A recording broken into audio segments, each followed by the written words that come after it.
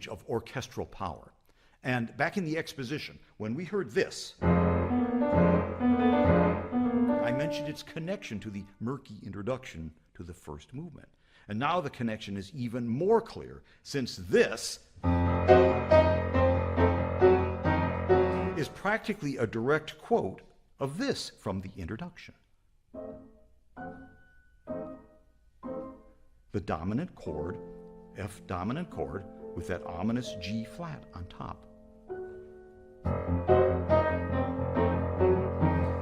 So Beethoven's uproarious music with this dynamic, unstoppable energy has indeed sprung forth from the inert void with which the symphony began. Many people, I'm sure, have experienced that joyful feeling of just being unrestricted and being in motion, being in action, and not being confined to any physical or cultural or other restrictive measures. And many artists, of course, and composers, writers, and whatever the medium, of course, try to express that feeling and communicate it and get people into the realm of that feeling, to recreate that feeling in some cultural or artistic experience. However, Beethoven is especially successful at doing that. So looking together with Larry through the elements and the construction, the architecture of Beethoven's composition of symphonies is really a great peek behind the curtain of how the artist can put elements together in order to communicate something, or in order to communicate this particular feeling of the unrestricted, perpetual, energetic motion forward. And that's the thing. I think what's amazing with language, you have this issue where if you don't understand the word or you don't fully comprehend the word in the same way, it can restrict the flow. Or I can imagine some poems or some writers who are writing something and they're using descriptive words and it culminates, and it may not feel as if there's as much of the motion going on. But with the maze of different key changes that Beethoven uses, it's very subtle things that happen that you don't register in your brain as an event, and therefore you can just keep going. And it reminds this sort of motion, especially the opening, with a scale, with this sort of motif, and then the scale going downwards. It reminds me a lot of just like the beginning hint of what Prokofiev's third piano concerto, that the first movement in that theme, and it's all in C, but there's all these ups and downs, and it keeps going, and it builds and it builds and it builds and it builds, and it feels as if it's going to explode. That particular theme sometimes feels to me like riding a bike on a trail. Maybe it's even flat, but it's got a lot of stuff going on. Or you're going downhill and you're like exciting and you have control of the brakes, but it just keeps going, and then and then you arrive and you don't have to make. I think what it is effortless freedom. And that little atom of energy in the finale is once again chained into a continuous stream, leading to the recapitulation, initiated by the bassoon in one of the repertoire's most challenging passages for this instrument.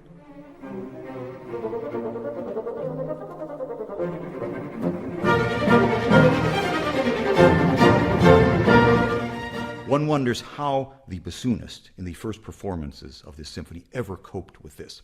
Of course, the musicians have to use a lot of effort to play it. But it's not really easy. The listener is able just to. Larry mentioned that. Yeah, you mentioned that passage. It is notorious for bassoon. I think it's part of the usual excerpts for bassoonists who apply to major orchestras. Okay, go play that passage. Let's see what you can do. I can imagine, and I think that's just. Yeah, that's just an amazing thing. And you can see even with the video and our amazing video editors changing different sceneries. It's like the forest scene and the sun's out and then suddenly the storm's back again. And all these contrasts And And I love the timing of it. I've seen so many great films about music or musicians, which are not engaging enough professional musicians in on the teams, and they do great job, excellent job. But it always feels like it's a great job. It's not effortless. It's not precise enough. yeah. And the timing of those changes, which our team put together in the visualization of this program, is just so right. Just as the contrast in the music shows up, and so does the visual scene. And the recapitulation, as usual, basically restates the material from the exposition. And the perpetual motion in the violins continues directly into the coda, again supported by this accompaniment. And there are more tempest chords. And the main theme now returns, this time with the clarinet joining the violins. It's very tricky to coordinate this. Then the full orchestra takes over fortissimo, and that rushing downward scale from the main theme, this one, yes, is now hammered by the strings repeatedly. And listen where it leads.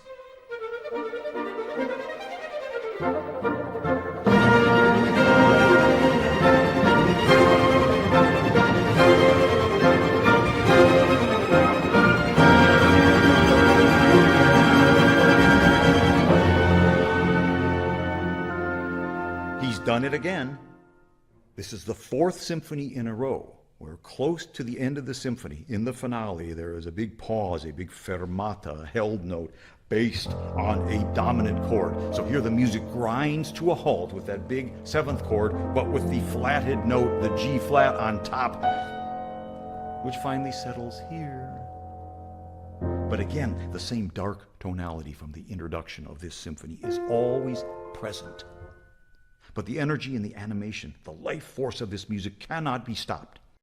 Even when you're writing, and I'm not a writer or anything, but when I've been tasked to write creatively, there's always something within your subconscious that's swirling through. The different images, different things, and you may end up repeating yourself just because that sort of phrase or that terminology or some sort of archetype is on your mind, and you want to, and it becomes something that you keep repeating yourself, maybe in different words or different ways, but it continues to manifest. I wonder. Well, I'm sure that is the amorphous, chaotic source of the ideas, but in Beethoven's writing, the ideas are so sharpened and so polished. Should be so effective, and I've worked with a lot of living composers, playing their music, and I'm always very curious to peek into their creative process. At least my understanding, I'm not a composer, but my understanding is all the best moments are usually the moments which had been polished and had been addressed multiple times, and the placements had been placed in different moments and then changes, and there is a big background of preparation in stages. Composers usually approach big, especially big canvases like a symphony. Miniature is a different thing, but symphony is a mammoth canvas, so with so many interconnected stories and elements and developments and all that. And the composers usually work and rework that, and sometimes it's not on the actual music sheet paper. It's done in graphs. It's really interesting how composers really work, and there's a reason why these programs are under the umbrella of the organization and the website, which is called Architects of Music. Yes. It's not just a flashy name. It has a profound meaning, because composers do approach their symphonies in architectural way. And some composers even don't say the word I'm writing a symphony. They say I'm building a symphony. I heard that too from composers. Oh. Yeah, maybe like you said, subconsciousness speaks. It really makes sense when you look at the score of a symphony and you look at all the layers and all the different pieces and that form the layers and the little intricacies of it all. Now it resumes very softly, as if from a distance, the main cell in the cellian bass, over which our A2 theme appears, the lyrical theme. But now a totally new melodic idea is appended to this, recalling the cheerful bucolic moments of this symphony, but not for long.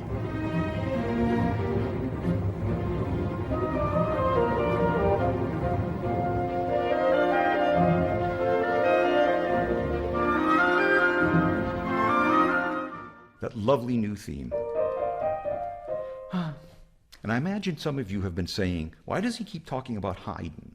Well, after this symphony, the fourth, Haydn's influence on Beethoven begins to decline. But the similarities of Beethoven's breezy, boisterous finale to some of Haydn's sprightly final movements are very significant, especially when we get to the end of some of Haydn's London symphonies, where his legendary wit was often displayed. Haydn had a number of tricks, like starting the main theme and abruptly stopping it and then restarting it, or breaking the theme into little pieces, and the London audiences loved it. In Haydn's great Symphony No. 99, near the very end, the music cadences decisively and triumphantly. And for all we know, the symphony has ended.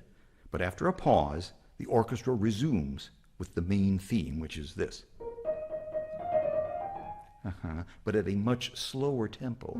All right, almost somber, as if pondering the great philosophical meanings of his merry melody, and nobody knows what's going on, until the music then takes off at full speed into the final measures. That's Haydn's Symphony No. 99. Well, here is a live performance of this passage near the end of that symphony, and the conductor in this performance actually made a little theatrical routine out of it. The music cadenced. The music stopped. Conductor put down his baton and started to move off of the podium, but the concertmaster signaled to him like, hey, dummy, come on, finish the piece. And he did. Here's what it sounded like.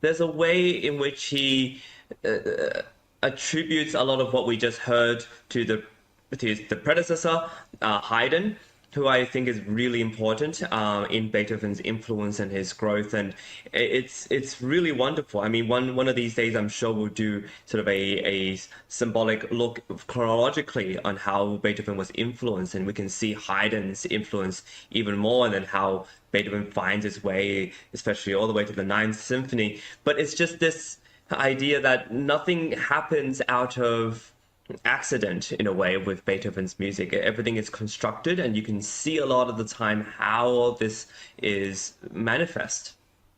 Yeah, Lawrence has that incredible insight and ability to put together the complexity of the context and the uniqueness of each element. It's just an amazing brain. He calls himself not a musicologist, and I love how he represents his approach. I read a composer's words, I live in the music, and I stand on the podium. That's what Larry Rapchak describes his relationship with music. But his in-depth look is just putting him almost like right next to the composer. It feels like he was asking questions and interviewing Beethoven. How did you do that, and why did you do this? And putting everything in the context of Beethoven's life and his interests and the influences and his notes is just creating such a living picture of the composer, and that's what I love very much about Lawrence Rapchak's approach. This was very much in the spirit of what Haydn's audiences expected back in the day. I mention all of this because when Beethoven gets to the same place in his Fourth Symphony finale, the music abruptly stops. He takes the main theme which has always been very, very fast, and its descending scale, which keeps descending now. Okay, and here's what he does with it.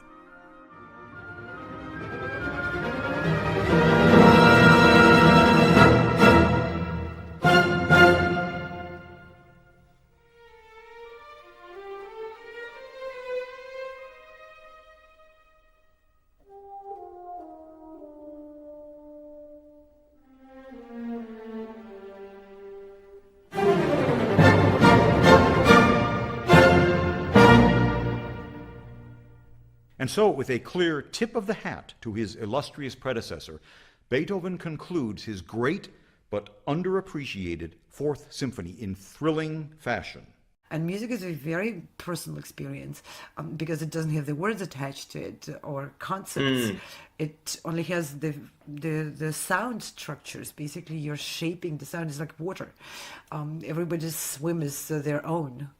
And that is taking this to the extreme and allowing the listeners to fill the music journey with their own imagination.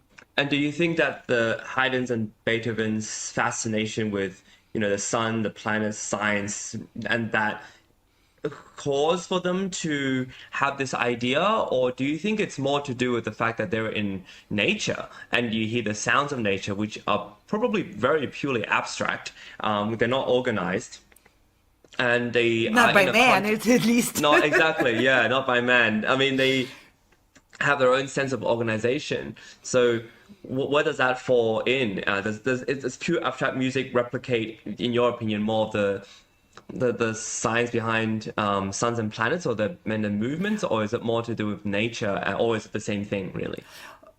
Well, it depends on what the composer chooses to include. Like Beethoven's music rarely is purely abstract, or it's very concrete even when it's abstract. I know I'm kind of mixing those images back and forth and throwing them like a double, but let's say the abstract or pure music would be some nature sounds, right? But Beethoven doesn't write a whole piece just out of birds chirping imitations. He includes that like in the Sixth Symphony or something like that, with other sounds, and it's part of a program. Beethoven really writes very architectural music and with a lot of structure and programming in there.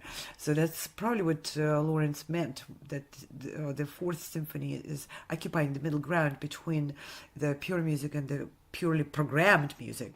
Right. Yeah, and that middle ground has elements of both. And they're not competing for the place, they're just coexisting. Beethoven's moments of pure music or abstract music or music depicting nature without any pre-imposed story in there, it is intertwined in that symphony with really clear threads of programming, like that opening, which he wrote the slow opening to the symphony, carrying the elements and motives and rudiments of the unfolding story later. That's programmed, but it's not really programmed like an opera would be programmed with a clearly written out plot. So yeah.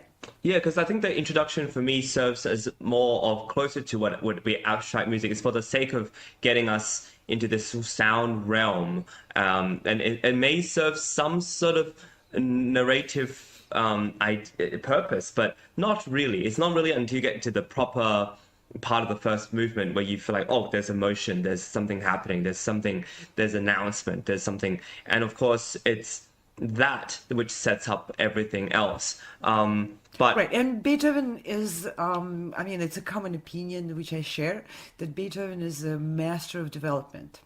He plants the seeds, and then the development is what actually opens your eyes to what those seeds were and what they're capable of. If you take it into more like a philosophical sphere, and his fascination with the cosmos and cosmic theories, and back then there was the science was already discovering that the cosmos consists of very elemental elements, very simple elements, and then I share the fascination with how everything, including you and me, and the technology which we are using, actually how it grew out of those very elemental elements. It's the development, which fascinated Beethoven, and his symphonies reflect that. His symphonies are full of the development of those very rudimental elements, which he plants in the beginning of texture. As you step back and you take in the overall span, the structure, the architecture of this symphony, its total effect, something becomes astonishingly clear, I believe. Suppose that Beethoven had started the first movement without the slow introduction. The orchestra tunes, the conductor appears, raises the baton, and the symphony begins. And the rest of the work proceeds exactly as we know it. How would our impression of this symphony differ without the slow introduction? Now, it's always possible that Beethoven was simply writing notes with no meaning or intention beyond them. If he wanted to describe something like nature in his Sixth Symphony, he made it very clear. And I'm not a musicologist or a historian that spends time inventing nifty theories about music. I read the composer's words, I live with the music, and this is very important. I've stood on the podium in front of real live musicians, excellent ones, and experienced the sound moving and vibrating through the space around us, and the way the actual notes shape themselves in the air as they move through time. I know it sounds a bit outré, but it sometimes happens. And occasionally, with certain composers whose music seems to exist in something of an extra musical dimension, some of Beethoven, Debussy for sure, Shostakovich, Mahler, definitely Sibelius. Your instincts as a musician and a composer pick up on certain very strong signals that resonate with the composer's words, or with their life experience, or with their other works in other genres. So there's a middle ground, I believe, between pure abstract music and programmatic music that may be at work in Beethoven's Fourth. His recent more theatrical projects, ballet, oratorio, opera, which certainly had something to do with his writing a Bonaparte symphony, may also have influenced the way in which Beethoven conceived his symphonic music's design, and the way its effect, when brought to life in performance, might parallel the natural world as he saw it. And Beethoven loved nature. He revered its beauty and its mysteries. The Fourth Symphony's connections to Haydn's Symphonies 98 and 102, and by extension, his oratorio, The Creation, Haydn and Beethoven's fascination with the theories of the creation of suns and planets, all of these things are swirling around in the mind of the man who created this Fourth Symphony, which takes us from the inert, desolate cosmos of the introduction, where fragments of matter slowly coalesce, gain in intensity, and are transformed into a brilliant, life-affirming dance. Yeah, and he mentioned something that I want to ask you about and what you think. He says that Beethoven's music, especially this symphony, it has a very strong middle ground between pure abstract music and programmatic music. We know that Beethoven later on delves into programmatic music, you know, with the Pastoral Symphony especially, but this idea that it's not purely abstract music either. Can you explain to us what he might mean by pure abstract music, and if there is such a thing, and what you think this middle ground is? Yeah, well, last time we talked with Beethoven on that topic. Did we? Yes. Yeah. Beethoven was on our show. Last time Beethoven was on our show, I asked exactly that. And, yeah. And we asked him exactly that question. So please go back to that under interview. That's right. So we're in that situation where we have some advantages of being separated by 100+ years from his creations, and we can, just like we talked before, we can absorb and see the Ninth Symphony while bring it back and compare while we're watching the Fourth. He had no idea that symphony existed, because he didn't write it yet. No, exactly. That's the thing. Yeah, but that's a really good question, and I think it's one of the questions a lot of composers especially tackle with when they decide what style they want to focus on and what genres to choose. And there's so many choices. Okay, I'm sitting here in front of a empty piece of paper or in front of the computer with my Sibelius, and I'm going to compose something. That's a daunting proposition, don't you think? especially in our day, I don't know if we have anything these days that has a tendency to be purely abstract. I think perhaps if we look into sci-fi and into the universe, into the arrangements of different stars and constellation, perhaps that resembles to us what an abstract design maybe, where things are kind of at random and not seemingly forming any sort of humanistic theme. But even then, I think in our day and age, it's very hard, especially for me, to really think of what could be possibly abstract art. Art that perhaps serves no. Well, I think some of the pure music has pretty much like practical application in music composition. It's where the composer focuses on the sonorities more than anything else. Okay, and Okay. For the sake yeah. of sound. For the Yeah. sake of sound, for the sake of finding that sound, pure music, where the sound itself is the all-encompassing meaning of what is written. Haydn and Beethoven's fascination with the theories of the creation of suns and planets. All of these things are swirling around in the mind of the man who created this fourth symphony, which takes us from the inert, desolate cosmos of the introduction, where fragments of matter slowly coalesce, gain in intensity, and are transformed into a brilliant, life-affirming dance. Then a heavenly slow movement, continually animated with flowing, pulsating motion, followed by an uproarious scherzo where rhythm and harmony often teeter on the brink of chaos, and a finale whose incessant manic energy represents a joyous, unstoppable life force. And all of it grew out of the void with which this symphony began.